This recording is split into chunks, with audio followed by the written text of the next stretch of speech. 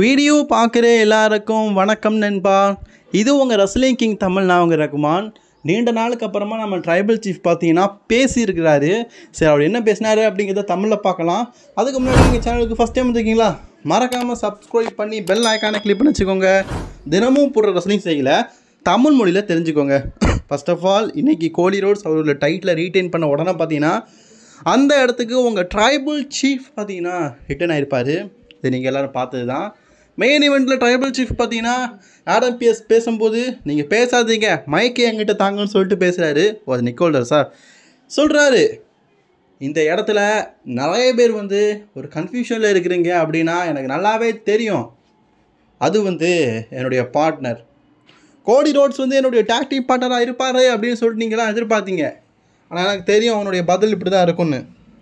எனக்கு கோடி roads talk team பார்ட்னரெல்லாம் தேவை இல்லையா.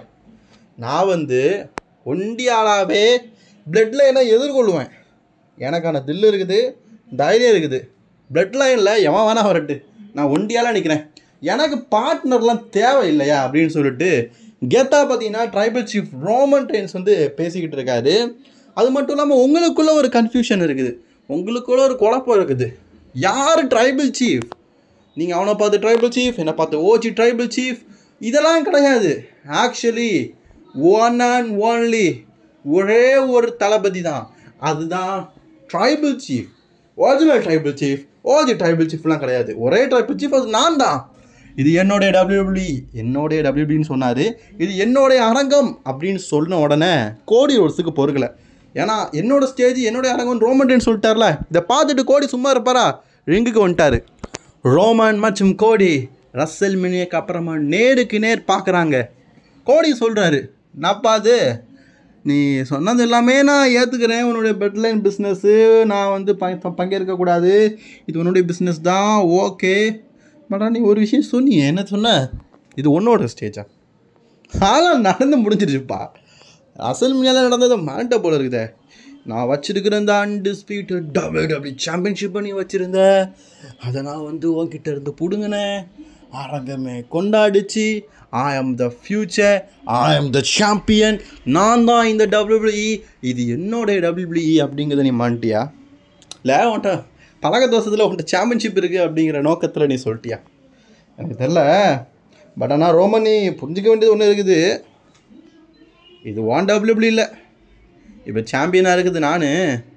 ஸோ அதனால் இது என்னுடைய WWE, உன்னோட WWEன்னு கொஞ்சம் பார்த்ததுக்கப்புறமா சொல்லுப்பா அப்படின்னு சொல்லும்போது அந்த இடத்துக்கு சோலோ சிக்காவா ஜாக்கப் ஃபாச்சோ வராரு. இவங்க ரெண்டு பேருமே நிற்கிறாங்க. ஆனால் பின்னாடி ஓடி அட்டாக் பண்ணுறது டாங்காவில் தான் பார்த்தீங்கன்னா பின்னாடி ஓடி அட்டாக் பண்ணுறாரு. அப்போ ரோமன் ரெயின்ஸ் பார்த்தீங்கன்னா ரெண்டு பேருமே அடித்து போட்டார், கோடி ரோட்ஸும் சேர்ந்து தான். இப்போது ரோமன் ரெயின்ஸ் பார்த்தீங்கன்னா அந்த கான்ட்ராக்ட் எடுத்து சைன் பண்ணுறாரு. சைன் பண்ணும்போதே பார்த்தீங்கன்னா சோலோ சிக்காவை சொல்கிறாரு, நீ சைன் பண்ணுவடி, நீ சைன் பண்ணுவேன், நீ தனியாக தான் என் கூட சண்டை போடணும். உன் கூட இருக்கிறானே கோடி, அவன் சைன் பண்ணுவான்னு நினைக்கிறியா? மாட்டான், நீ ஒண்டியால் செத்தடி அப்படின்னு சொல்லிட்டு சோலோ சிக்காவை பார்த்தீங்கன்னா வார்ன் பண்ணுறாரு. ஜாக்கப் பட்டுவை பாருங்கள், இம்ப்ரெசிவ், செம்மையா. இப்போ அப்படியே கோடி ரோட்ஸ் பார்த்தவர், சரி இது சரிப்பட்டு வராது, நம்ம டாக் டீமாக இறங்கிட வேண்டியதான் சொல்லிட்டு ரோமன் ரெயின்ஸ்கிட்ட கை நீட்டுறாரு. ரோமன் ரெயின்ஸ் கொடுத்துட்டாருன்னா நீ டாக் டீம் பார்ட்னராக இரு அப்படின்னு அர்த்தம். பட் ஆனால் ரோமன் கொடுப்பாரா அப்படின்னு சொல்லிட்டு எதிர்பார்த்தோம். எஸ், ரோமன் ரெயின்ஸ் கொடுத்துட்டாருங்க. ரோமன் ரெயின்ஸ் அவருடைய கான்ட்ராக்டை கொடுத்துட்டாரு. சோலோ சிக்காவுக்கு பயங்கரமான ஷாக்கிங்.